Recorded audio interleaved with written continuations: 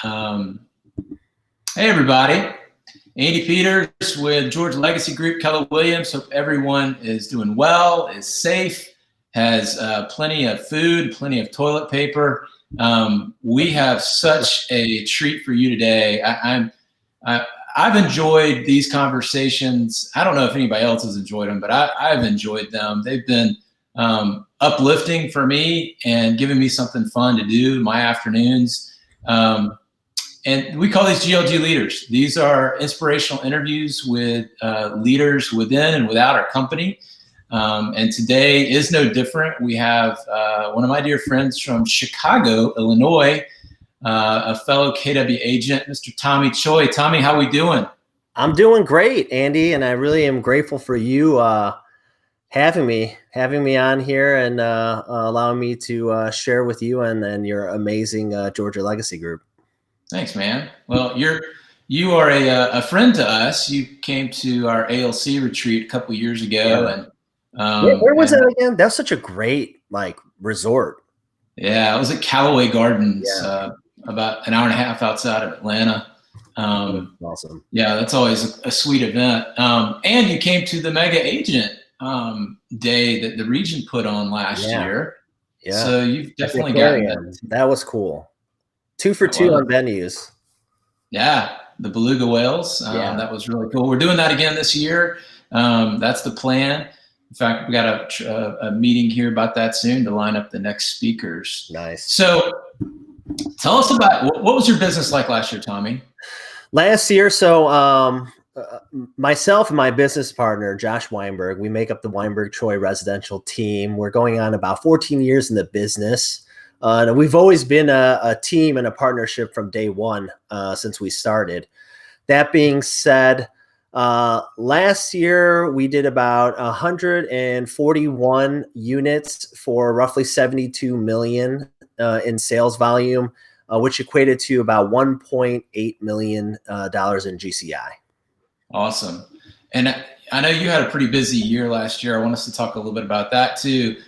You were the president of the the Chicago Association of Realtors, right? Yeah. I was the 135th president of CAR, Chicago Association of Realtors. I believe we're the 6th or 5th largest local association in the country. And that being said, I was the first Korean American president in the 135-year history too, which was really neat to honor, my parents and my grandparents' legacy. Love that. So cool. So you told us a little bit about what last year's production looked like. How's business there in Chicago now? What's the state of affairs? So, that's a great question, and I'll back up the journey because right around fall of 2018, that's when we started to see and feel a little bit of the shift happen from a seller's market to a buyer's market. As right nowadays and no matter pandemic or not, we should always have that the shift book handy and almost memorized. But we all know, that visual of the roller coaster, those 2 leading indicators when the market starts to shift: contracts written drops, and then naturally closed units follows. And so we started to see that that last Q4 of 2018, and so I recognized that and I knew it because I follow the data. And how I knew that other agents that don't follow the data, they felt the same way, was because right around then I was getting a lot of texts from colleagues asking me if I was staying busy, getting appointments on showings or showing appointments on listings. And so I knew it was a matter of time because prices still showed, median sales price still showed as they were rising. So it was a matter of time that would start to fully shift. And that's what happened in 2019, right? The first half of the year, we still saw that lagging indicator in sales price going up and starting to peak. And then right around July is when we started to see that roller coaster start to decline in prices. We ended the year right about 4% down compared to 2018 in sales price. So coming into this COVID world and pandemic, we were already facing a shift in the market favoring the buyer side. And what's changed in the last, at least since March 7th, right? I remember that Monday, coming home and looking at my my retirement account and wondering where all my money went. And then turning on the TV and seeing ESPN say that NBA is going to suspend their season. I knew something was changing. And since that time, what's really changed is this. Things have just slowed down a little bit, right? I always look at it, think of it like a faucet. And so it's not turned off. It's just coming out at a slower rate. So, week over week in the city proper of Chicago, we're still seeing roughly 300 to 400 new listings. We're still seeing about 300 of those properties going under contract. So it's not at the normal pace that we're used to seeing, but things are still happening. And what it means is you have to have a game plan and you have to start to adapt. And that's what we've done. A lot of adapting going on in the last 3 weeks. You know what? Here's the thing.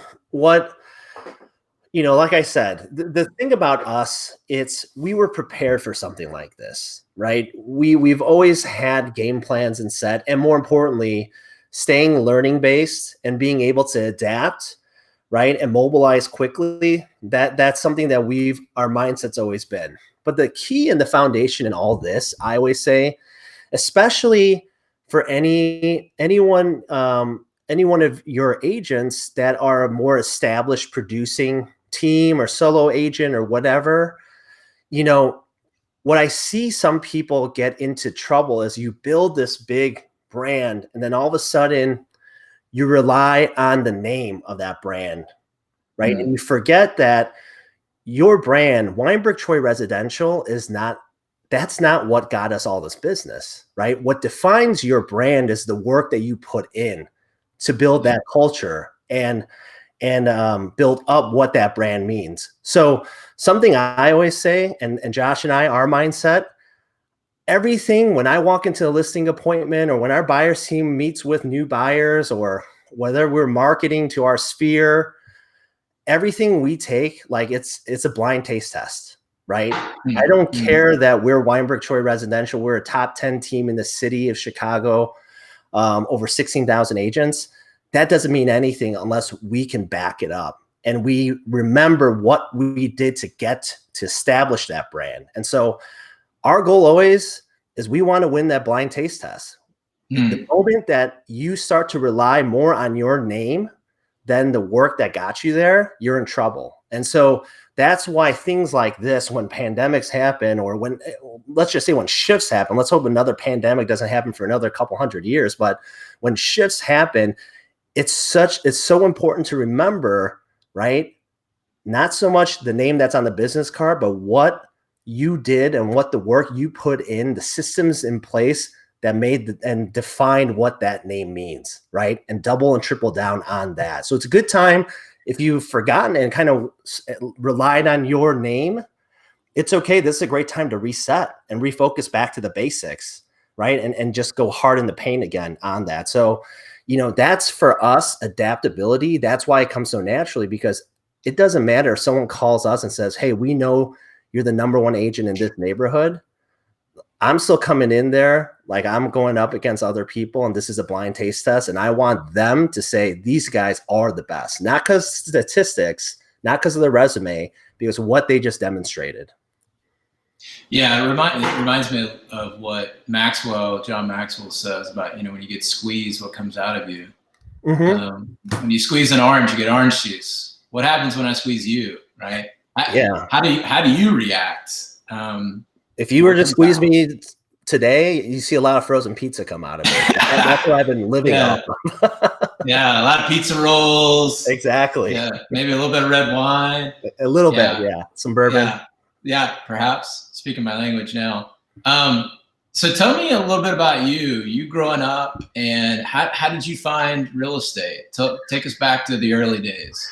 Yeah, no, that's a great question. I appreciate you asking, because this is something that I actually implement and I share when I get face to face with sellers and I sit down at their dining room table, because it's so important. I always tell our team and other agents, really identify what your story is and share that with your clients, because they will appreciate that we always say it's cliche, what your big why is, but to understand where you're coming from, what that starting point was, it takes a sales pitch out of it. And it makes you realize, hey, this guy's not here for a commission check. This guy's here for a bigger purpose. And it just so happens he gets paid for it. So for me, it dates back to kind of like what I was saying about honoring my grandparents and parents.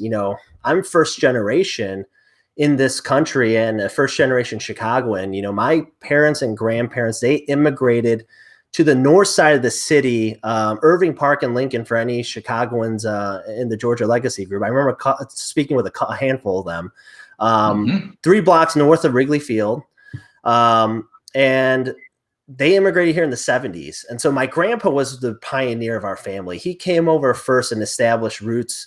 And for him, right, he obviously came to this country for opportunity. But it was a bigger and more specific thing for him. A big chunk of that opportunity for him really was one day to own his own home, and not from the standpoint of the practical sense of just having a roof over your head. For him, it was solely pride, right? He wanted to be able to put his stake in the ground and say, hey, this piece of Chicago, this piece of America belongs to me because I worked my ass off to get this privilege of owning this home. And so, he really instilled that into me at a very young age, that, because I was born here, homeownership is not something that's a right? It's not guaranteed for me. It's something that, like he said, was a privilege that I had to work hard to achieve and even work harder to maintain. And, as a little kid hearing that, you don't understand what that means. You're just like, okay, my grandpa's just a weird guy telling me these weird stories. But, as I got older, it clicked. And I think it's John Maxwell that says, success leaves clues. And, he planted that seed in me. And when I was at a crossroads, out of my first college job in the corporate world, making 130 cold calls a day to state and local government IT directors, which, as you can imagine, is not the friendliest phone call that people want to take. I knew, I was miserable. I needed to make a change. And so when I was at that crossroads, that really started to blossom in my head, that idea of home ownership and my grandpa's journey. And it just so happened my roommate at the time was Josh Weinberg, this little Jewish guy from, Chesterfield, Missouri, just outside of St. Louis. And he was slinging homes for a new construction developer, Pulte Homes, which I think is one of the largest developers in the country. And he was feeling the same kind of constraints there. And we put this business plan together, and that's what fueled my side of it. And so when I tell you that I share that with every one of my clients, I truly do. I want them to know, hey, I'm here for a bigger purpose. And what fuels me is not so much, I'm not going to cut corners or give you bad advice because it's going to get me to a closing table, right? Everything I'm sharing with you and the place that I'm coming from is a place to honor my grandfather, right? And his journey here. And so that's how I ended up in this crazy industry we're in. Love that. Well, and Chicago is pretty important to you, I know, and you own more Jordan gym shoes than anybody that I know. And I learned you don't call them tennis shoes, right? You don't call them sneakers. No. You got it right. Gym shoes. I know. I learned this from you. I'm adaptable too. Yes. So I love the story about the Jordans when you were growing up as a kid, and I'd love for you to share that with everybody because I think it's such an inspirational story. Yeah. No. It's I'm glad you find it inspirational because my wife finds it very annoying. My shoe habit.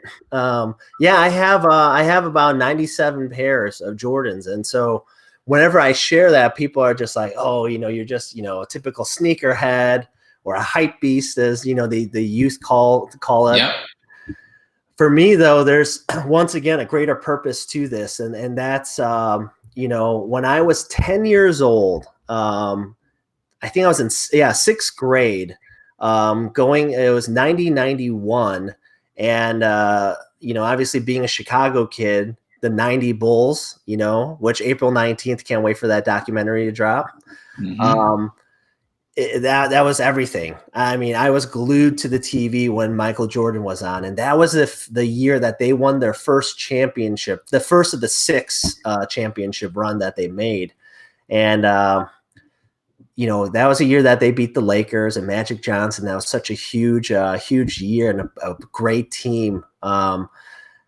And the pair of sneakers, right, the gym shoes that Jordan came out in were the Jordan 6s. So the 6th iteration of his gym shoe from Nike. And they were, the colorway was called infrared, and they were white. And I remember that name alone, infrared, was just like, who calls colors infrared? And it was just a sharp shoe. And I remember my friends were getting that from their parents.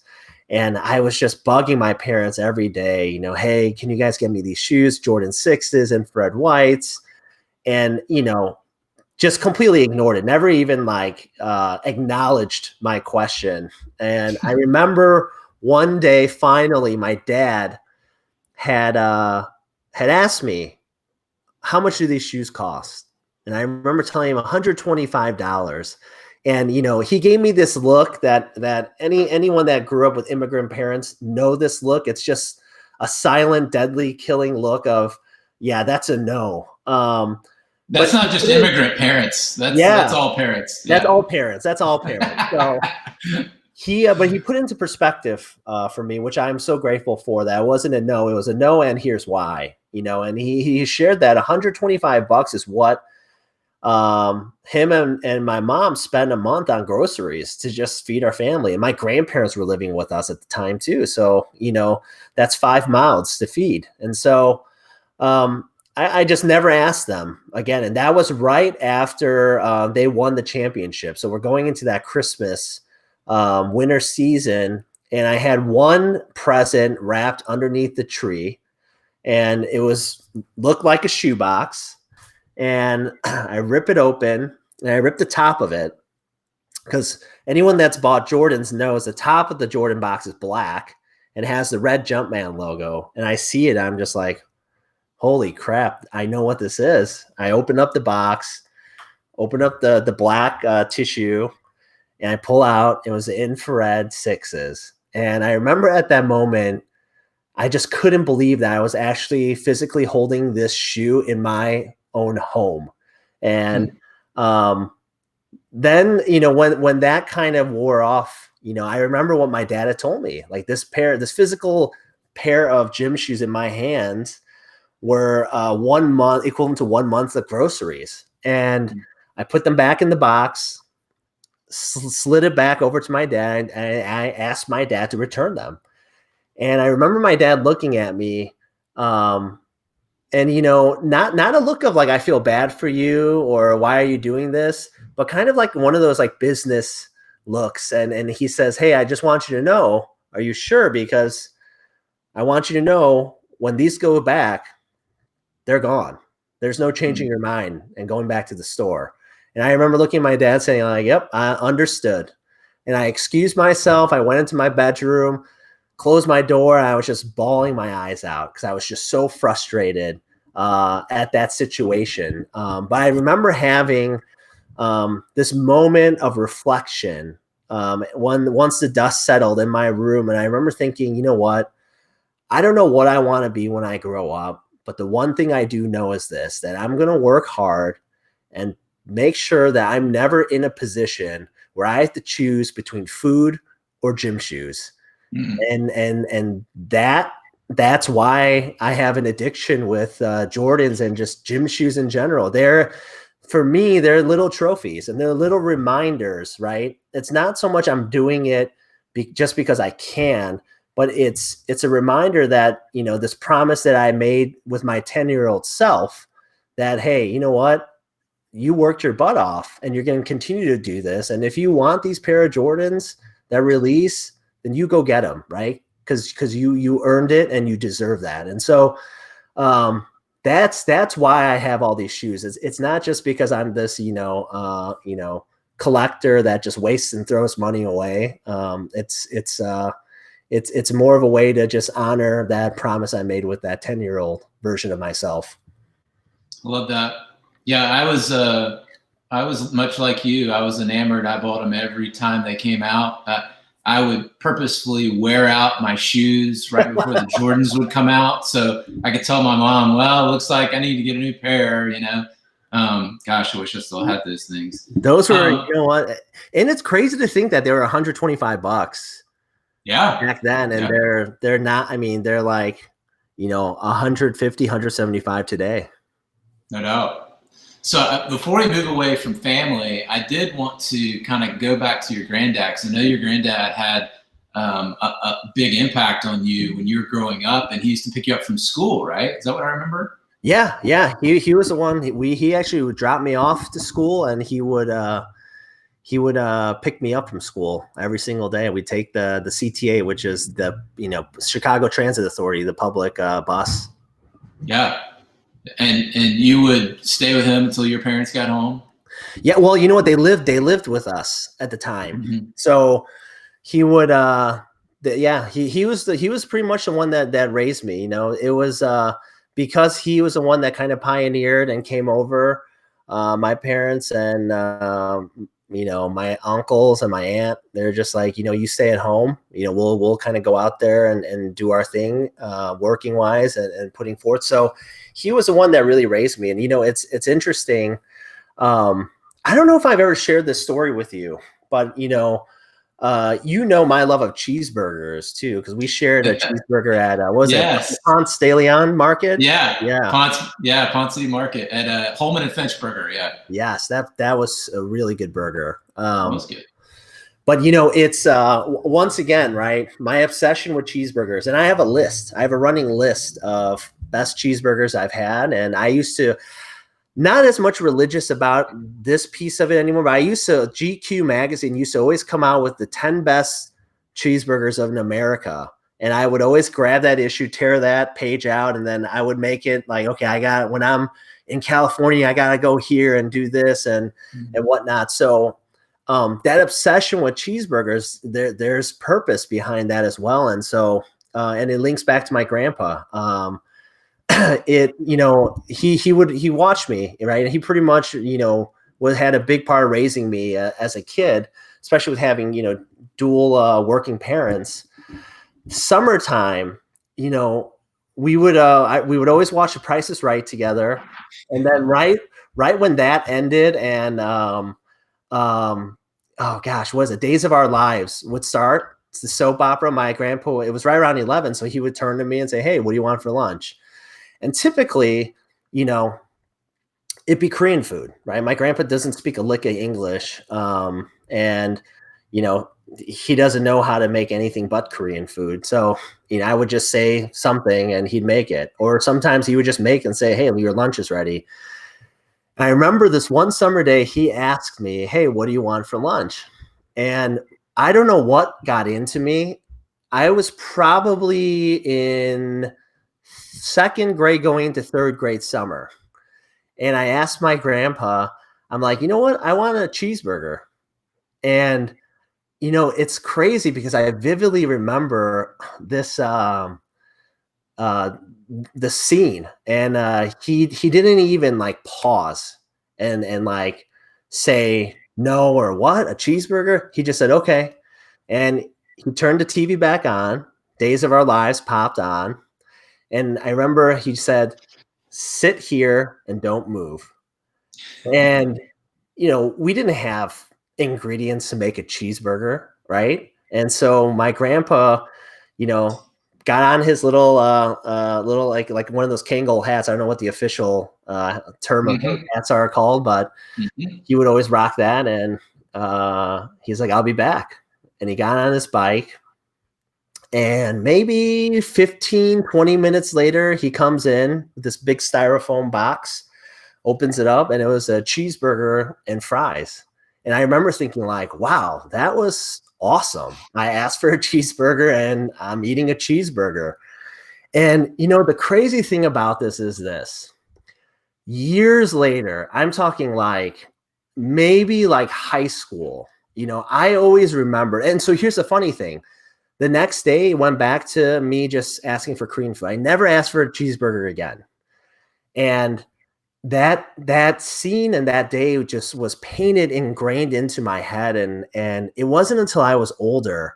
And what it really hit me was when I went away to college, right? I was living on my own. And I thought about that moment and how, one, right, his grandson asks for a cheeseburger, how selfless of him to just say, sure, I'll get it. He didn't speak English. He didn't understand the US currency. He didn't know a difference between a dollar bill and a $10 bill, or a quarter and a penny, right?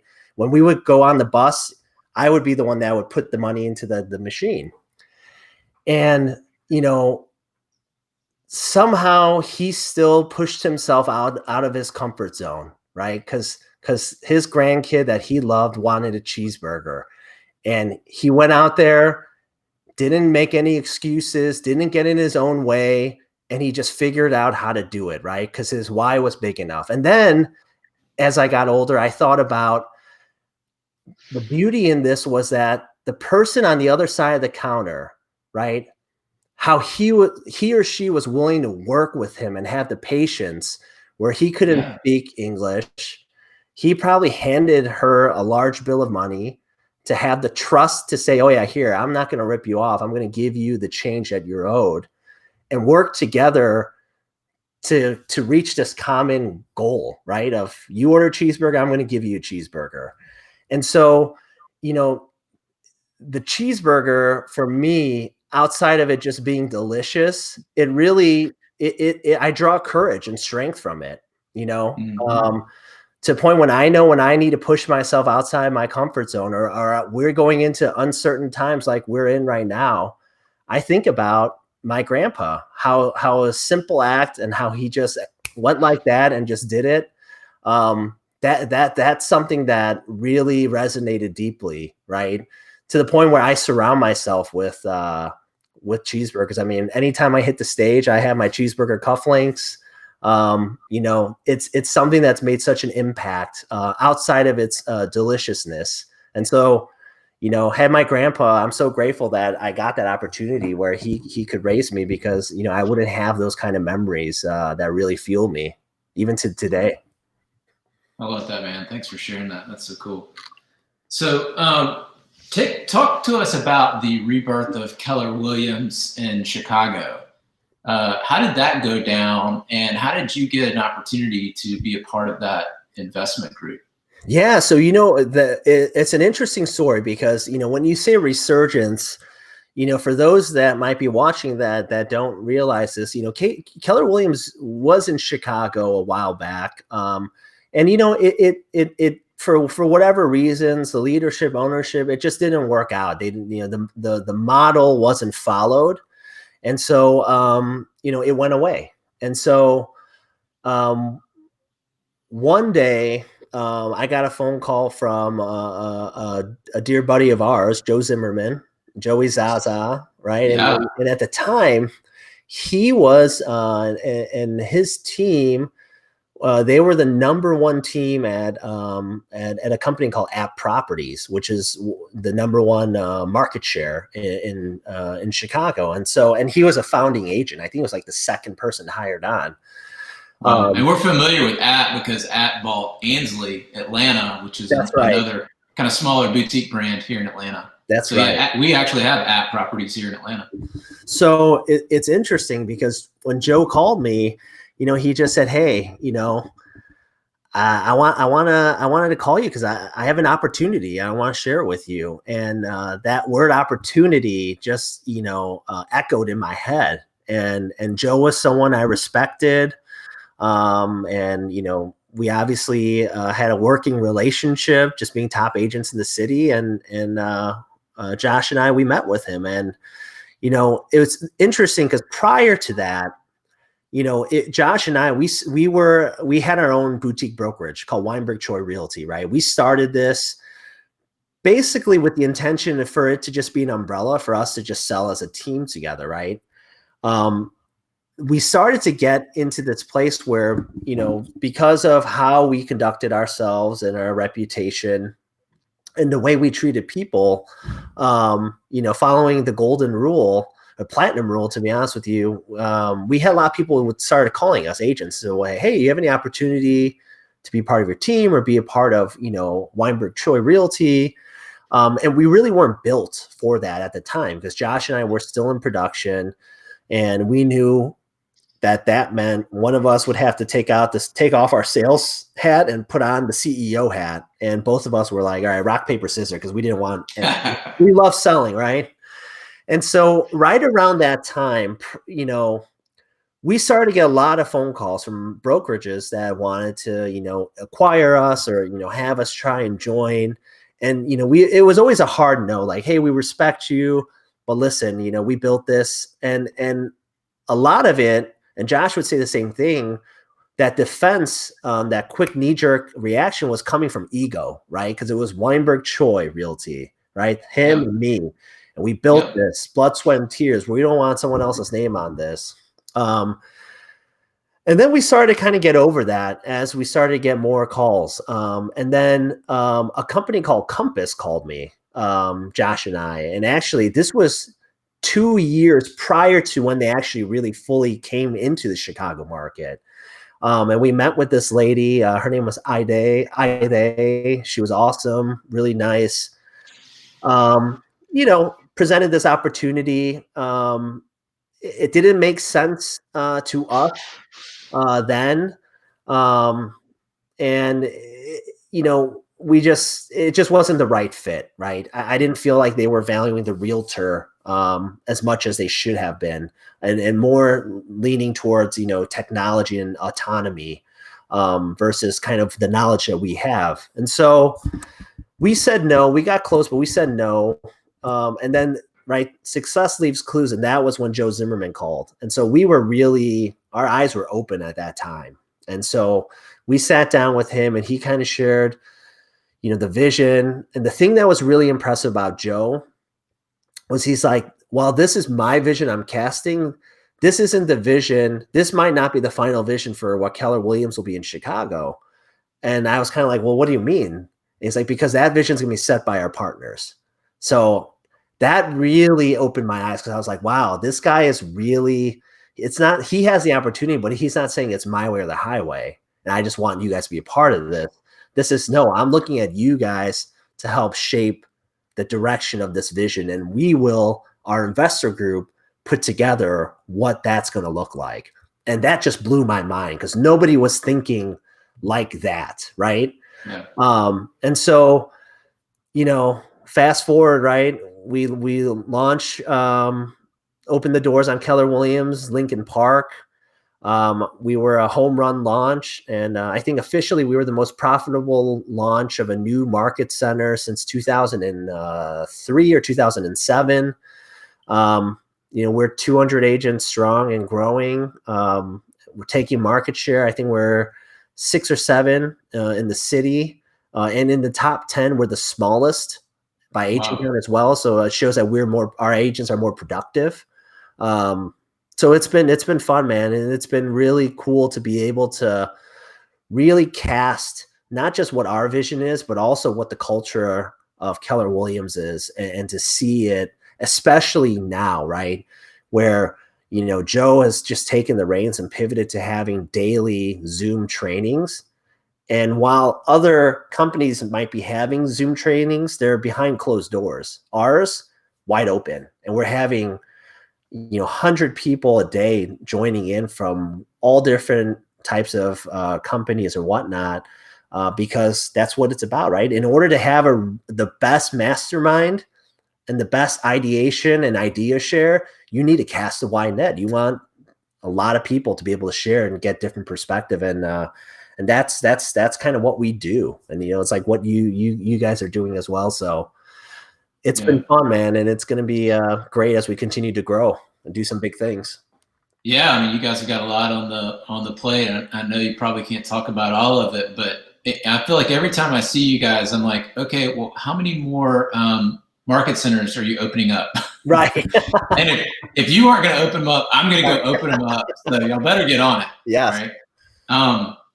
So you've given a lot of your time to the local realtor board and to NAR. Tell us about that, why you chose to do that, and how have you been able to juggle the business, your demands on the business side, while you're also, dealing with this new other opportunity? Yeah. So those are some great questions. And what I'd say is, my involvement in this industry, what I've done and what I'll continue to do, I'll tell you, it's fueled by really three things here. One, I've touched on it a ton already, but like the legacy of my grandfather, right? I want to be able to honor that and continue to do that. And that's a big reason why I'm involved. Two, I think 2 and 3 are the largest, though, right? Reasons and a big foundation for my involvement. And that's, listen, this industry has been so kind to me and my family, right? And my business partner, Josh, and our team and their families. And so I don't take that for granted, nor do I take that lightly, right? We're in one of the few industries in the entire world that, you and I, we can legitimately double and triple our income in 12 months if we wanted to. There's nothing that's holding us back from that. So, with that comes a lot of responsibility. And because this industry has been so kind, and because this industry truly has no ceiling of opportunities for us, right? I want to make sure that I can do whatever I can to protect this industry and make sure that those doors are always going to stay open no matter what, right? And two, right, looking at what legacy looks like for myself, I think back 14 years ago that 24, 25-year-old kid who was burnt out from the corporate world and just really hating life. Because first thought I woke up was, hey, how many days till Friday?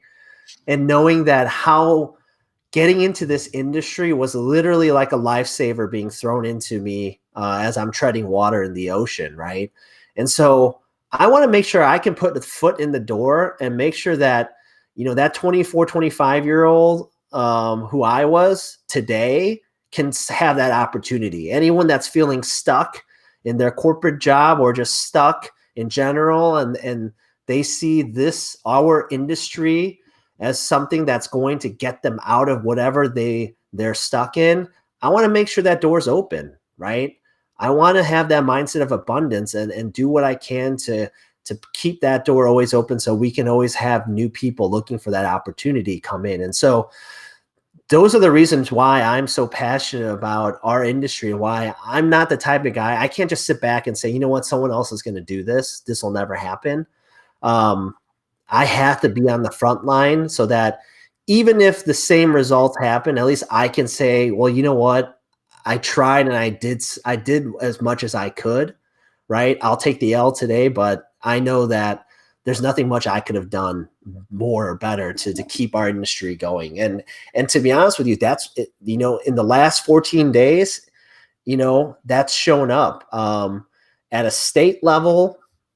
We are, Illinois is in a shelter in place through April 30th.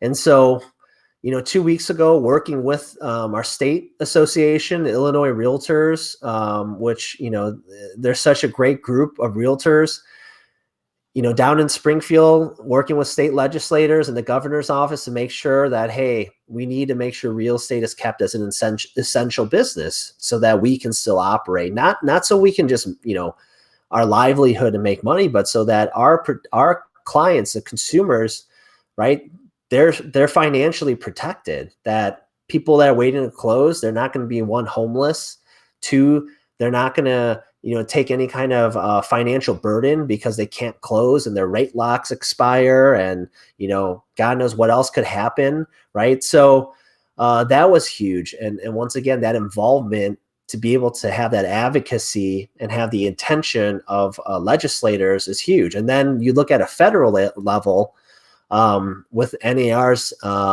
not just their legislative team, people like Shannon McGann, but also with the leadership team of our current president, Vince Malta.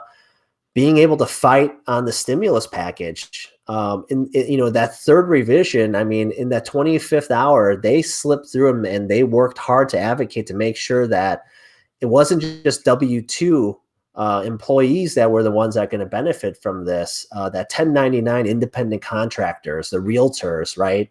That we would be able to take advantage of, whether it's, grant money or small business loans, or even taking advantage of, being able to file unemployment if you have to, right? So that's like a real life, Schoolhouse Rock, how a bill's made. I mean, we got to see how that sausage is made in the last 14 days and how quickly, right? Just national, state, local level, we were able to mobilize and make these things happen. Yeah, I find it funny that every October, November, when dues are due for the board, right? It's like this pulling of teeth amongst some agents to just pay the board dues, right? Right. Not even talking about giving to the RPAC, giving RPAC dollars. We give heavily to RPAC. Like it's one of those things that in the past, I've never really wanted to get involved with that. I just wanted to make sure it was done. Yes. And, I received a call last year from our local board, the Atlanta Realtors Association, that has in the past had some KW involvement, but here recently, at least in the last, 5 to 8 years, has really had no involvement.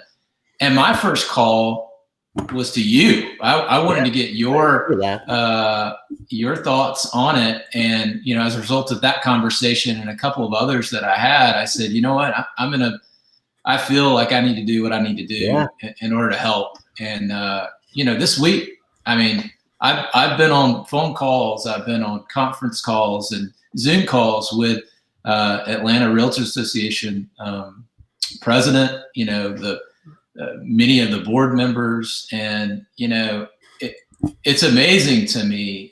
We're all being called to give help and to give insight. And, I'm grateful that you and I had that call, because I probably wouldn't have been involved had we not talked about that.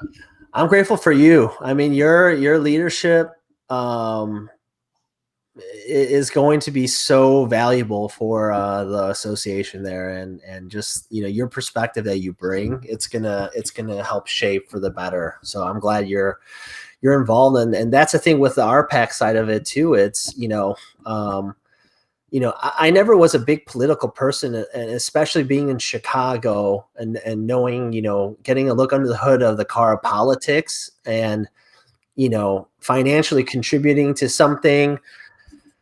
Then, like I said, when I got to go to our lobby day in state and then go to DC for our lobby day nationally and be able to sit down with my congressperson and member of Congress and, have a face-to-face conversation, I realized how important it was. And especially the thing about RPAC that's so important is that it's not about what side of the aisle you sit on, right? It's about the realtor party and private property rights and what's going to support that. And so, at the end of the day, it's a cliche thing we say. And my colleague and friend Lee Brown, who's one of the biggest advocates from the Carolinas, she hates this phrase, but if you're not sitting at the table, you're on the menu, and it's very true when it comes to this. And RPAC is what gets us, a seat at the table sometimes. So it's true. So I want to go back to Josh for a second, because you and Josh obviously co-lead, and a lot of people have done partnerships. Quite frankly, a lot of people have been burned by partnerships. I'm just curious how you guys, you're able to lead together and leave enough room for each other to kind of, fill in and do your part and still remain friends, right? Still remain so close and work together. How does that relationship work? It's so funny you say that, because a lot of the times, a lot of people will come to us and say, hey, can I pick your brain? Can I take you out to lunch? Because I'm thinking about starting a partnership and whatnot. And Josh and I will be the first to just say, it's a terrible idea, and they'll look at us and be like, what are you talking about? And that's because, we've really defied and beat the odds. And part of it is that Josh and I, we've known each other since college, right? And we've been friends, and we were friends first. We would not been in business with each other had we not had a friendship. And so, for us, that's number one, that we respect that, and we'll always respect that and put that at first, right? And so with that comes trust. And trust means communication, right? And so for us, we know that we can push each other and communicate clearly. We've had conversations in the past where, he's had to say like, hey man, I feel like, what can I help you with? Cause I feel like I'm pushing, carrying a little bit more of the load. And I'm okay doing that cause we're partners, but I want to make sure that, for this to really work, we both need to be doing this, right? And having those uncomfortable conversations that are necessary and not having feelings, right? You look at, I'll always make sports analogies, and you look at, there's not too many, partnerships in sports, right? Two alpha dogs on teams that last. There's always ego or something that gets in the way, right? You look at, rest in peace, Kobe Bryant, one of the greatest and someone who I personally looked up to, but him and Shaq, right? Think about what they could have done had they continued their partnership. And then you look at, even Golden State, right? Where you have a Kevin Durant, you have a Steph Curry, you have a Klay Thompson, right? And that they all disband. Same thing, in Miami when LeBron and Bosh and Wade. And so when you look at the successful partnerships in the sports world, what I look at is like a Michael Jordan, Scottie Pippen. How you define that is that how they've conducted themselves on court, on and off the court, and how they work together and respect each other and let their strengths and weaknesses complement each other. How you define that successful partnership is that you can't say one name without the other, right? I can't say Michael Jordan without saying Scottie Pippen, right? Or vice versa, right? Not because someone's overshadowing someone, but their success came from their combined efforts. And that's how Josh and I work, is that we understand and we identify our strengths and our opportunities, right? Josh, he's a guy, I can read a document 100 times and have it memorized and say, this looks good. Josh will look at it once and say, hey, what about this? And poke a hole in it. And I'll literally put my head through the wall being like, how did you find this? But that's what makes us really great. He's an unbelievable people leader, right? Our team, being able to communicate his thoughts properly. He's someone that's so relatable, right? And so we just know where I might fall short. I know Josh, that's his strength. And so I won't let my ego get in the way and saying, I want to take the last shot. I'll be the first to say, hey, let's draw up this play. Josh, you're taking the shot, right? And vice versa. And so that's the tough part of why I think partnerships don't work as well in the real estate world, is because a lot of the times ego gets in the way and communication isn't clear and transparent because of that, right? It's not about the structure of how you do it, if it's 50-50 or if you're going to cut this percent to this or whatnot. It's about, at the end of the day, when the going gets tough, can you both look at yourselves in the eye, put egos aside and say, here's what you need to do and here's what I need to do, and can you move the needle forward? And that's a tough thing that's rare in our industry. Yeah, it's that complementing relationship where you can stab each other in the front. Exactly. And live with, and still hug each other, right? Totally. It's, on our team, we call putting the fish on the table, right? We know we can put the fish on the table, and we know at the end of the day, it's not about the mess we're about to make, but it's about what's going to come out of that kitchen as an end result. Yeah, love it. So you're obviously, your schedule has changed quite a bit. I know once you started doing Chicago board, your speaking engagements increased, didn't they? Yeah. You're all over the place. That increased when I was the national chair of the Young Professional Network for NAR. That increased, and there was just a lot of stuff that happened. So you got a lot of stuff pulling at you. I mean, every time I've ever called you and asked you for something, you've always said yes. What time should I be there?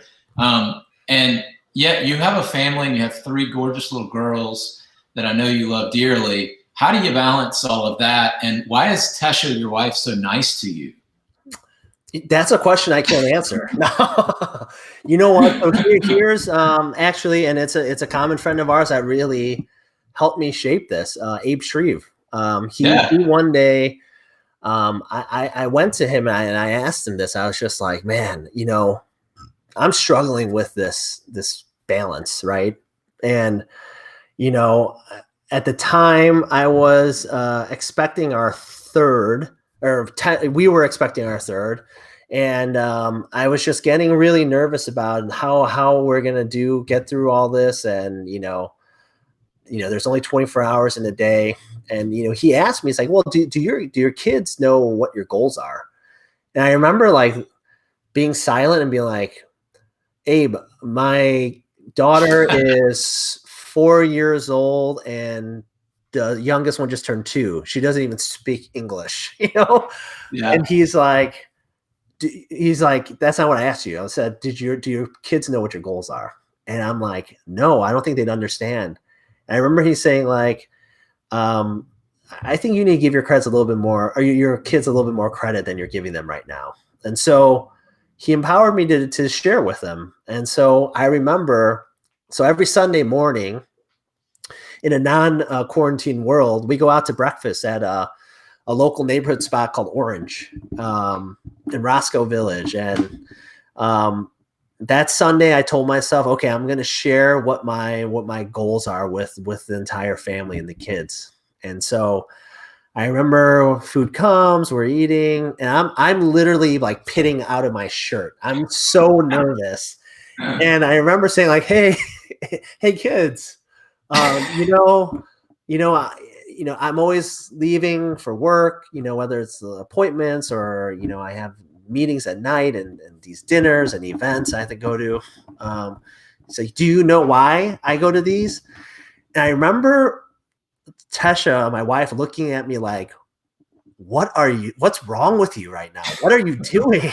Like, you know, and I look at my then 4-year-old Henley, who's turning 8 this Thursday, and she's just looking at me with her mouth open, syrup dripping out of her lip, just kind of like giving me a blank stare. In my head, I'm thinking like, this is why this is a terrible idea. And so I'm just like, you know what? I'm going to keep going. I'm like, well, he's like, I was just like, you know, Uncle Josh and we have this goal that at that time we wanted to support 100 families and buying and selling homes by the end of the year. And when we do that, that's how we get to do things like this, have breakfast Sunday mornings and go to places like Disney World and live in the house we live in. And so that's why when I'm not home with you girls, I'm working to reach our goal. And once again, they're looking at me like, what's going on? Tesha's just shaking her head like, what are you doing? Fast forward, you know, so then I say, okay, so that being said, here's what my week looks like. Monday night, I'm not going to be home for bedtime because I'm meeting with this family and they're interviewing other realtors like me to help sell and market their property. And so I'm not going to be home for that, but that's where I'm going to be. And then Tuesday I have this and Thursday I have this. I literally went through my week, right? And so fast forward, Tuesday morning, one of my things is I always do breakfast. I make breakfast for the girls every day and I take them to school, drop them off before I head to the office. And so I'm making breakfast, like scrambling eggs. Henley, my 4-year-old, comes down and, you know, I say, hey, morning, you know, how was your night? She's like, good. And she was like, did you get the listing? And I remember thinking like, what did you just say? It's like, you said at breakfast that you were meeting with that family to sell their house. Do they want to work with you? And I'm like scrambling eggs and ugly face crying, just be like, oh my God, I'm such an idiot. My kids are geniuses. They're so smart. And I remember like sending Abe a quick message saying like, you were right. Shame on me. And so that day, after I dropped the kids off, I dropped Tesha off at the train to go downtown so she can go to work. And I remember going to Tesha in the car and be like, you'll never guess what happened to me. Like, what? It's like, Henley came down. She asked me if I got the listing last night. And she was like blown away. And she dropped another bomb on me, my wife, Tesha. And she's like, you know what? You know what's interesting? Sunday morning at breakfast, when you started sharing what you were doing every day this week, I realized that was the first time you've ever communicated to me ahead of time what your schedule looked like. Because typically it's her texting me, what time are you home tonight? And it's me saying, oh crap, I have this event I have to go to. I won't be home till 9 o'clock or whatever. Right. And that was a choke point for my wife. She was so frustrated because she's like, hey, do you do that to your clients where you tell them last minute, oh, sorry, I'm coming, treat me like that. And it was one of those eye openers where I'm like, what do you mean? I've always shared. And she's like, no. And I thought about it. I'm like, no, I never did. And so now Sunday morning, 9 o'clock, every Sunday, we have time block, what's called family time. And that's when everybody goes around, they share what their goals are, and then they share what they're doing this week that's supporting their goal. And so it could be Henley saying, hey, on Wednesday, I have yoga after school, or I have gymnastics, and Momo, my 5-year-old, saying, I have a play date with Nessa down the street, but we're all communicating now at the table. So,